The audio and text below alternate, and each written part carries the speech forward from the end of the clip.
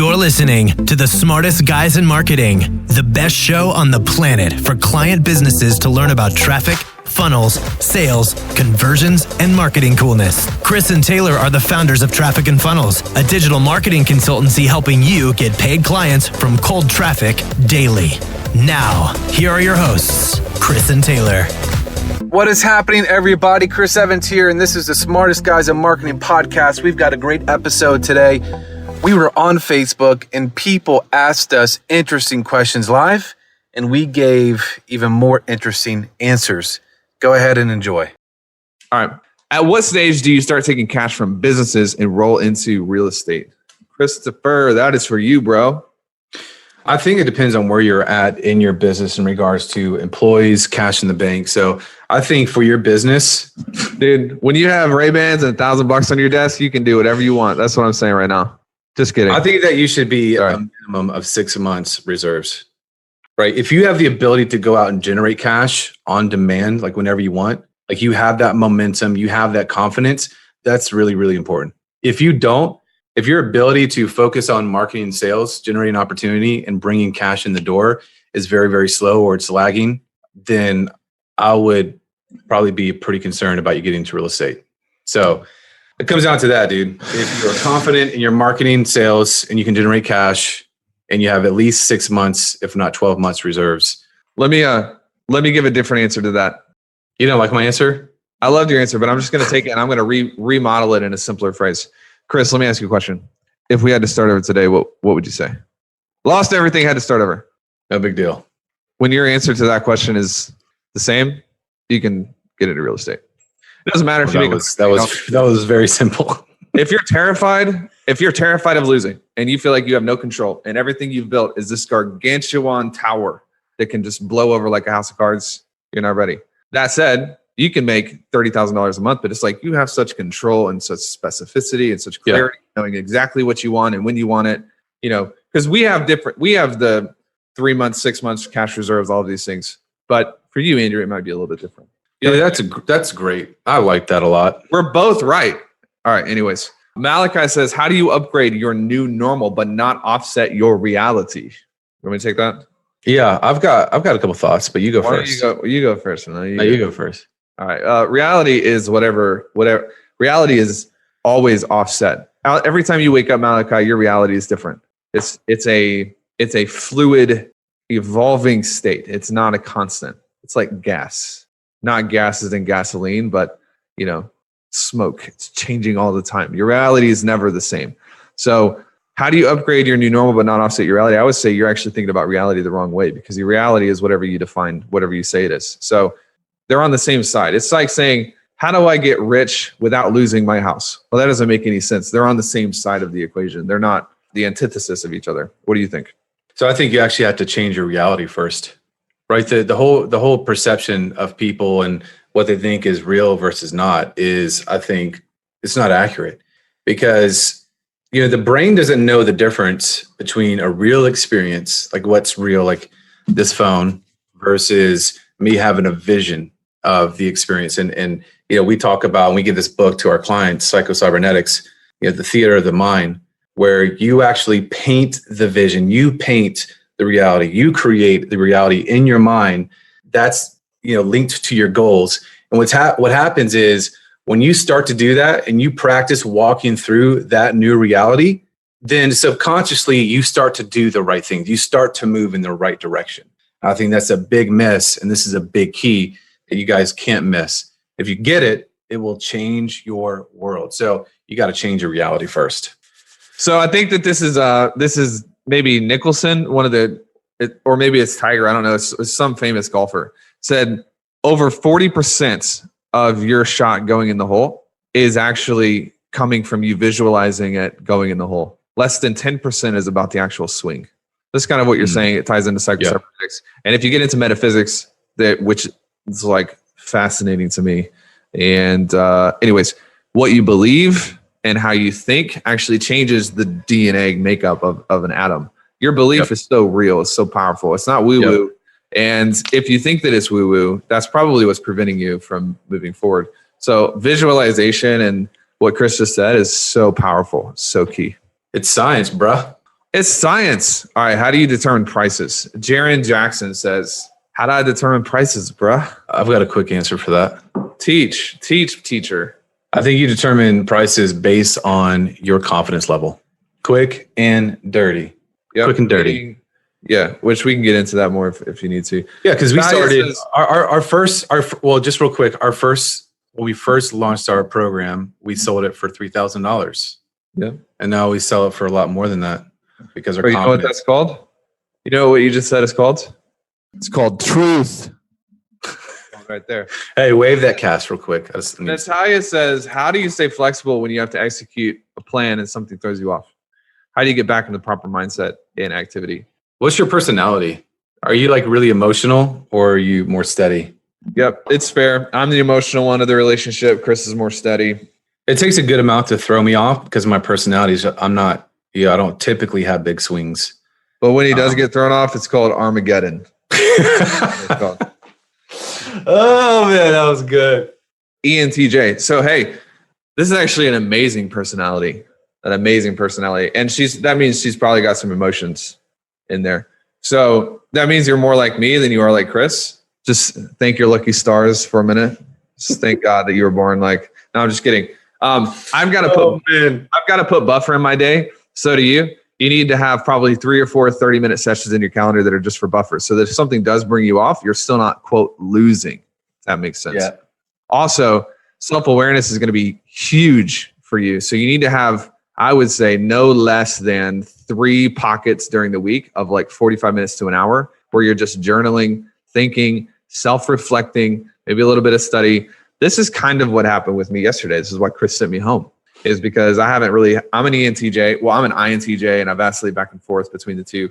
And I went a long time without my normal 3 to 4 hour a week self-awareness time, and I just started losing my. So you got to have really good self-awareness as an ENTJ, or what'll happen is you'll literally cut everyone's neck. You're Steve Jobs' personality, ENTJ. Yep. Okay. Anything else to add to that? Well, it's just important to know who you are, right? So it's awesome that she knows her Myers-Briggs. And if you guys if you haven't taken it, and if you don't know who you are, here's the thing. We talked about this at our lead event, I think 2 events ago. January. Was it January? Just that as entrepreneurs, we are high maintenance, right? We are high performing machines.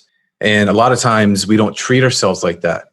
1, we don't understand that. 2, we're not okay with that, or we think there's something wrong with us. And 3, we just don't do the right things. Like if you're a Bugatti, you're paying high dollar for that oil change, right? If you're a high performing entrepreneur, you have to invest the time and the money for self-care and just understanding the machine that you are so that you're taking care of yourself properly. Bro, you are an animal in your most primal state today. I'm just spitting fire. Karen says, what kind of real estate do you guys invest in and how do you manage those properties? Single family. We have 3 markets that we invest in. We have 1 partner in one of the markets that manages them. And then we have an equity partner who is with us in the other 2 markets, and they manage those properties. It's been a lot of work. If we weren't just like owners and we had to own it, I would say we probably would have just found a company, invested in them. What do you say? It's a lot of work. Yeah, it's a lot of work. We have to own it. And we're better at most people at running systems and businesses. So I kind of felt like we just needed to do it. We needed to build it. And we're builders. We're builders. We got to do the builds. Bob the Builder. Lily says, how old are you both? I am 30 years old. 37. 37. There you go. What are some of your years of wisdom? I'm probably like Gandalf. So a few hundred. Love that, man. I really love that. What are some of your weaknesses as an INTJ that you're aware of? I don't think that it's wise to define yourself as like a cumulative combination of strengths and weaknesses, because your weaknesses define you in a way that don't necessarily, they amplify your strengths. So I would say some of the things that I watch out for, although I wouldn't necessarily call them weaknesses, are, like I have to have a lot of maintenance and a lot of upkeep and a lot of time alone. And if I don't, I kind of freak out. They're blind spots. Yeah, exactly. That's a way better way to define them. Sometimes I'm unaware of how what I say to people affects them, even though I have an intuitive sense. Chris will attest to this. Like I've just completely crippled people because it's like there's the right way and there's the wrong way. I think a lot of people who are INTJ, they see things in a grid and it's very obvious what's right and what's wrong and what's not necessarily in the right order. And they'll just go in and fix it at whatever cost to people. So that's something that we have to watch out for, which is a lot of times why I'll lean on the people around me, Chris, Tommy, our COO, and I'll be like, how should I communicate this? Or should I communicate this at all? I tend to have a very non-subjective view of right and wrong as well. So if you think that something's wrong and I think it's right, I'll kill you in front of everyone. I got to be careful on all those things. That said, none of those are necessarily weaknesses unless you're unaware of them and they just kind of take over your life. Would you agree with that, Chris? Why don't you tell them some of the weaknesses or blind spots that you see in my personality that I have to work on? This is interesting. This is really good, actually, because you probably see it better than I do. I would agree with you. I think your weaknesses are really your strengths as well. It's just having it kind of a little bit honed in. Like when it's honed and it's focused like a laser, it could be really powerful. But it could also be like it could be a monster. Yeah. If you don't understand it and you're not able to identify it. But one thing that you are very, very, very good at, probably better than anybody I've seen, is the ability to recognize it and adapt. And like you're able to like really hone those things. Especially I was talking to Bryant, the other day, and we were just talking about just your growth curve in the last 6 months. Oh, thanks, bro. And how much you've changed. And it's all because of Kate. No, just kidding. Yeah. Most of it is. Yeah, 100%. Yeah. One more question. Seth is on here. He said, oh, this is juicy.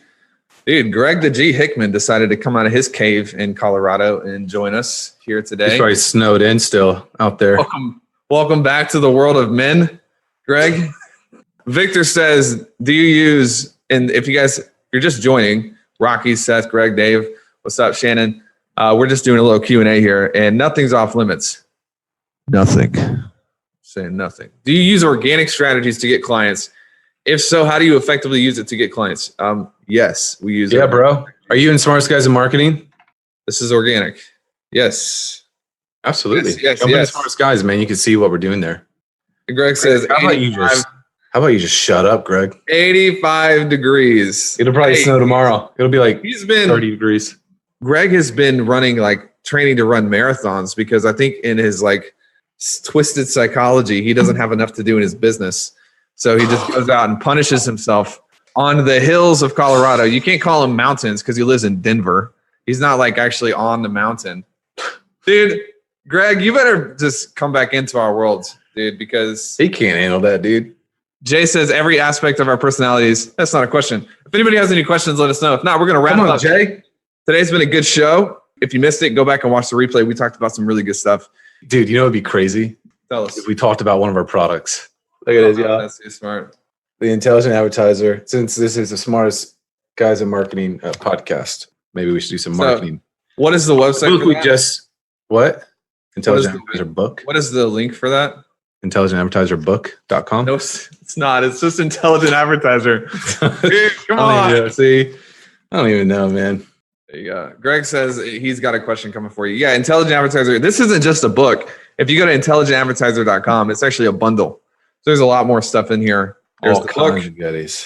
Hey, what did you think about the book? If you've gotten the book, if you've read it, what were your thoughts? Was it eye-opening for you? Did it change some of your philosophy about running ads? Tell us your feedback because we're interested in it. We've got a new book coming up in August. It's going to change your life as well. It's called Awaken the Giant Within. Oh, Chris changed his name to Tony, and I changed my last name to Robbins. So together, we're going to launch a new influencer brand called Tony Robbins. Book was Jaron says book was smiley face fire. Oh, I love that, Jaron. Package. Okay, Greg's has a question. Your interview with Tyler, you mentioned high ticket model and how you're adding products at the top, the middle, and the bottom, and how you see the model changing or your approach to it changing. Can you elaborate? Chris, basically what this was, we were talking about the differences in us a year and a half ago where we only sold high ticket versus now where we're taking and packaging up expertise and releasing it for lower prices. I don't know if you want to get into what you see changing down the road, but this would actually be a Chris question because he's the one that sees the future and I do not. Yeah, I just think that as the last several years, there's been such a saturation in the market. The value of a lead has gone way down. And so we don't want just leads. We want customers. especially at the level of our business. And we're going to multi-millions in a month. And so we can't just rely on leads, right? In the traditional sense. So that's really what we're doing is we're going out and we're putting a lot of focus on acquiring customers. And especially at our level, again, at 7 figures a month to multiple 7 figures a month, we really have to get way ahead. Basically, people coming in on our back end, like we have to be months and months out. So right now I'm acquiring customers who are going to come in to our back end 6 months, right? Where our revenue was so much smaller that we didn't have to do that, right? So I think it depends on where you're at in your business. If you're doing 50 grand a month or 100 grand, you don't have to do that. Yeah, I agree.